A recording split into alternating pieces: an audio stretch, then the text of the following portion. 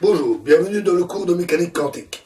Nous allons maintenant attaquer les bases. Alors plus exactement, nous allons maintenant nous diriger petit à petit vers la théorie de Schrödinger ou l'équation de Schrödinger qui décrit la mécanique quantique dite orthodoxe. La découverte par Schrödinger de son équation, à l'époque, fut une véritable révolution. Et elle semblait sortie d'un chapeau, on ne comprenait pas comment il l'avait trouvée, et lui-même fut assez réticent au début et mit du temps avant de dire comment il avait trouvé cette équation. Depuis, on a fait beaucoup de progrès, et il est possible de démontrer ou de retrouver l'équation de Schrödinger de plusieurs manières différentes. Nous allons procéder d'une manière progressive, un peu de la manière dont nous l'avons fait jusqu'ici, et à partir de ce que nous avons déjà vu. Nous allons voir très bientôt ce qu'on appelle la matrice hamiltonienne, qui sert à décrire l'évolution dans le temps des systèmes quantiques. Et pour commencer, ici dans cette vidéo, nous allons voir le cas le plus simple, les états stationnaires, c'est-à-dire ceux qui ne varient pas dans le temps. C'est rien de plus facile. Un état qui ne varie pas dans le temps est caractérisé par une énergie bien définie. Une énergie qui reste constante au cours du temps. On peut en avoir de nombreux exemples. Par exemple, un électron seul, libre, au repos, immobile, ou un atome au repos, ou même un atome qui serait dans un état excité et qui y reste. Alors, tout ceci n'est qu'approximatif. Nous l'avons déjà vu, un état d'énergie bien défini correspond à une fréquence bien définie, donc une onde sinusoïdale éternelle. Une telle situation éternelle est peu plausible, donc c'est toujours cette énergie parfaitement définie est toujours une approximation. De même, un atome excité ne le reste jamais très longtemps. Il finit toujours par se désexciter en émettant un photon. Toutefois, l'expérience montre que c'est plutôt une bonne approximation. Alors, vous rappelez la relation d'indétermination qui dit que l'incertitude sur l'énergie fois l'incertitude ou la durée pendant laquelle le système a cette énergie est toujours supérieure à h bar. Vous rappelez que nous avions vu ça, ce qui conduisait à la largeur naturelle des raies en spectroscopie. Nous avions dit aussi que bien souvent, elle était inobservable parce que bien plus petite, bien plus faible que l'effet Doppler dû à l'agitation thermique. Et le fait est qu'en général, la largeur naturelle des raies est très fine et on peut observer des raies extrêmement fines. Donc, ce phénomène n'est que rarement majeur. Donc, en général, la durée est suffisante pour que la précision sur l'énergie soit suffisante. Et donc, on puisse parler, au moins avec une bonne approximation, d'un état stationnaire. Vous avez ça dans toutes les branches de la physique. Par exemple, quand on étudie en mécanique classique le mouvement d'un projectile, on prend une pierre, on la jette en l'air, elle traduit une parabole. Une parabole, mais non. Ce n'est pas vrai. Il y a du frottement qui est dû à l'air, qui modifie la trajectoire. La trajectoire n'est jamais une parabole parfaite, mais on étudie d'abord la situation simple où on néglige les frottements. Typiquement, c'est ce que l'on voit à l'école en secondaire. Puis après, on prend en compte les frottements. les turbulences de l'air ou de l'eau. C'est beaucoup plus complexe, c'est l'hydrodynamique, l'aérodynamique, et ce n'est qu'à l'université qu'on aborde cela. Donc on passe toujours du simple au compliqué, et le simple, qui n'est qu'une approximation, s'applique parfois très bien. Si vous voulez calculer la trajectoire d'un simple boulet de canon, ne vous cassez pas la tête à tenir compte des frottements. À moins de traverser une tornade, le boulet, il va faire une parabole. Hein. Donc il n'y a pas de problème en général. Même dans le cas d'un atome qui se désexcite, donc vous avez un atome qui est dans un état excité, il a tendance à se désexciter pour émettre un photon. Mais s'il absorbe un photon, il peut passer d'un état de repos à un état excité. Alors pourquoi les atomes ont-ils plutôt tendance à se désexciter qu'à s'exciter? C'est en fait un phénomène lié à l'entropie. Rappelez que nous avions parlé de la thermodynamique. Et il est très simple à comprendre dans ce cas-ci, c'est que dans un environnement où il n'y a pas beaucoup de photons avec l'énergie requise, mais l'atome, il peut en émettre un facilement, mais pour en absorber un, il faut qu'il y ait un photon qui passe à son niveau. S'il n'y en a pas beaucoup, il y a peu de chances que ça se produise. Et ça, c'est un phénomène exactement lié à la thermodynamique, à l'entropie, parce qu'il y a beaucoup plus d'états avec les photons se baladant un peu partout, que d'états avec le photon juste au niveau de l'atome. Il y a une exception à ça, ce sont les cavités électromagnétiques, dans lesquelles on place l'atome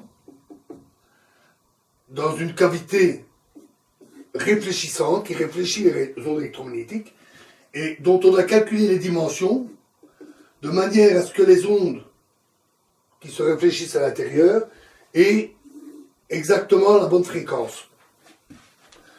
C'est une technique qui est utilisée dans de très nombreux instruments ou dans de très nombreux appareils. Dans ce cas-là, il est très facile de faire baigner l'atome dans un bain de photons ayant les bonnes fréquences. Et dans cette situation, la majorité des atomes seront dans un état excité. Dans cette situation, l'approximation stationnaire est beaucoup plus juste. Et comme elle est très utilisée, ça tombe à pic. On a d'autres cas comme cela, par exemple le noyau de l'atome, dont nous n'avons encore pratiquement pas parlé, composé de protons et de neutrons, lui aussi peut être dans un état excité. C'est quelque chose de très courant en physique nucléaire, mais là aussi, cet état excité ne perdure pas et l'énergie précise n'est qu'une approximation. On a aussi toutes les particules exotiques découvertes dans les rayons cosmiques ou dans les grands accélérateurs de particules. Là aussi, ces particules ont une durée de vie limitée, souvent assez courte, et donc, comme leur durée de vie n'est pas infinie, l'énergie de ces particules n'est pas infiniment précise. Mais, à nouveau, c'est souvent une très bonne approximation de dire « Oh oui, mais c'est comme si elle durait indéfiniment, et on peut parler d'une énergie précise. » Ce n'est vraiment que pour des particules appelées résonances que la situation est différente. Ces particules ont une durée de vie tellement courte qu'on ne peut même pas les observer dans les détecteurs, c'est-à-dire qu'elles ne laissent pas de traces. Elles se désintègrent avant de laisser une trace. Et on les détecte grâce à leur produit de désintégration. De plus, elles ont une durée de vie tellement courte que cette fois-ci, on ne peut plus négliger la relation de détermination et leur énergie est très imprécise. Ce qui est donné alors souvent, c'est ce qu'on appelle la largeur de la résonance, c'est-à-dire en fait, plus ou moins, cette incertitude. Donc on donne, en quelque sorte, la bande d'énergie, la gamme d'énergie dans laquelle on trouve ces particules. revenons à nos états stationnaires.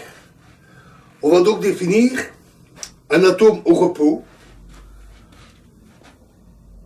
dans son état de base, non excité, avec une certaine énergie de repos E0, précise.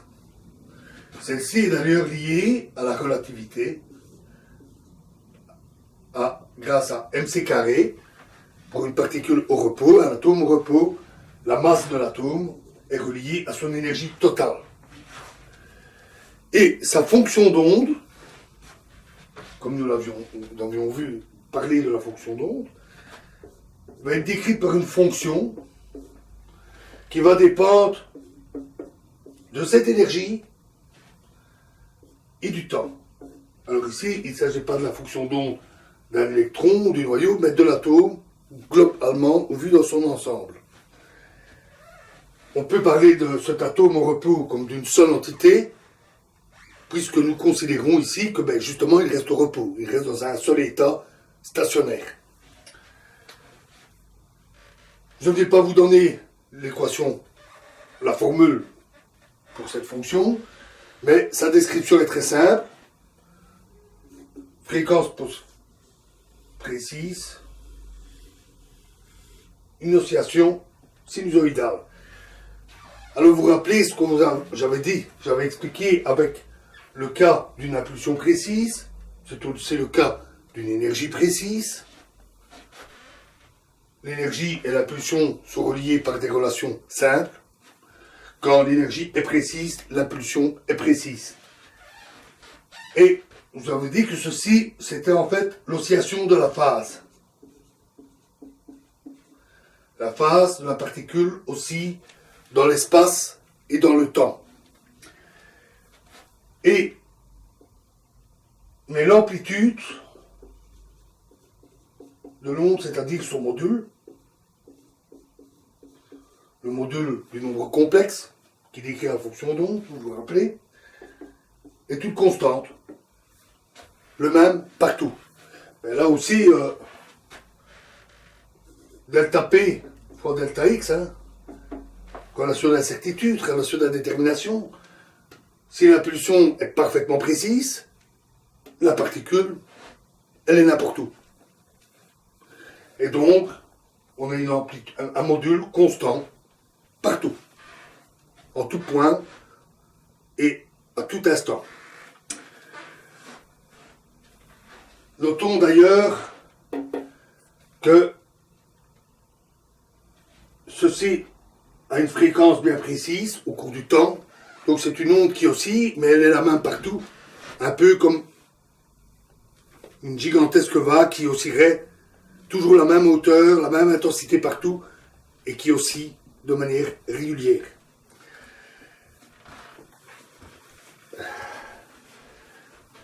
On peut avoir deux objets avec des énergies différentes, E1, E2. Dans ce cas-là, on a des fréquences différentes, des longueurs d'onde différentes. On peut avoir des interférences, et quand on a deux ondes de fréquences légèrement différentes, par exemple, on a les phénomènes de battement, que vous connaissez peut-être en acoustique, où deux sons de fréquences assez élevées, mais légèrement différentes, produisent un battement sourd. Boum, boum, boum. Dû à la différence faible de fréquence entre les deux ondes.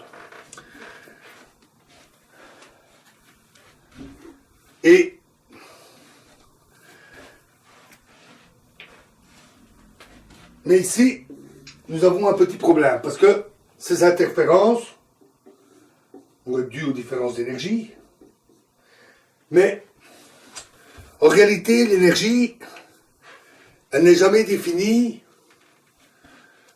de manière absolue avec un zéro absolu. Pour vous donner une comparaison, vous pouvez prendre le thermomètre. On définit la température en degrés Celsius avec le 0 degré comme étant la glace fondue. je vous ai parlé de la température absolue. À ce moment-là, la glace fondue, c'est 273 Kelvin. Le zéro est à moins 273 degrés Celsius. Si vous prenez les températures qu'ils utilisent encore beaucoup aux États-Unis et dont on entend parler souvent dans certains feuilletons ou certains films, ils utilisent une autre échelle, les Fahrenheit, où le zéro est défini encore d'une autre manière. Donc en fait, pour la température, le zéro peut être défini de plusieurs manières. C'est la même chose avec les énergies. On définit souvent l'énergie avec une convention, une règle qui dit énergie zéro, c'est telle situation. On en reparlera très certainement à propos de l'énergie potentielle. Or, et c'est logique, puisque, en fait, dans un système, vous ne mesurez jamais l'énergie en tant que grandeur absolue. Ce que vous observez, ce sont les variations de l'énergie.